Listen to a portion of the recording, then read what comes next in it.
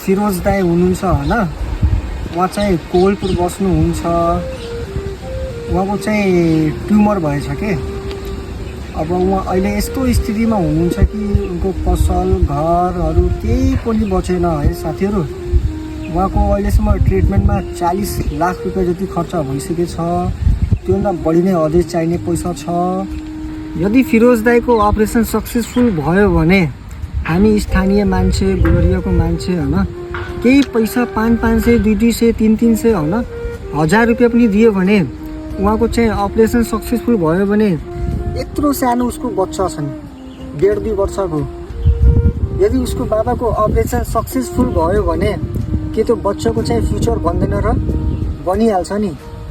त्यो हाम्रो अब काम हो, जे जति हुन्छ जति सक्छौँ 100 रुपियाँ, 200 रुपियाँ, 500 रुपियाँ प्लिज म एकचोटि हजुरले रिक्वेस्ट गर्छु। त्यो एउटा बच्चाको मुख हेरेर माथि दिएको क्युआरमा चाहिँ स्क्यान गरेर जति सक्नुहुन्छ त्यति हालिदिनुहोस् र कमेन्टमा चाहिँ त्यो क्युआरको स्क्रिनसट पठाइदिनुहोस्।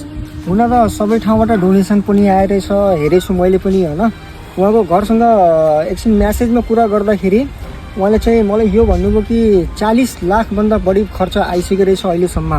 अझै कति लाग्ला, 20 लाख, 10 लाख, 5 लाख त्यो हामीलाई थाहा छैन, किनभने यो ट्युमर हो।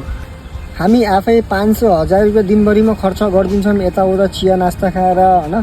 तर यो 200-300 रुपियाँ, 500-1000 रुपियाँ एकपटकको लागि कसैलाई डोनेसन गरेर यदि कसैको जिन्दगी बचाउन सकिन्छ भने त्यो जिन्दगीबाट एउटा सानो बच्चाको पनि जिन्दगी बचिन्छ। मैले पनि सानो सहयोग गर्दैछु। कृपया हजुरहरू पनि सानो सानो सहयोग गरेर फिरोज दाईको जिन्दगी बचाएर र उहाँको चाहिँ बच्चाको फ्युचर बनाइदिन म अनुरोध गर्दछु। धन्यवाद।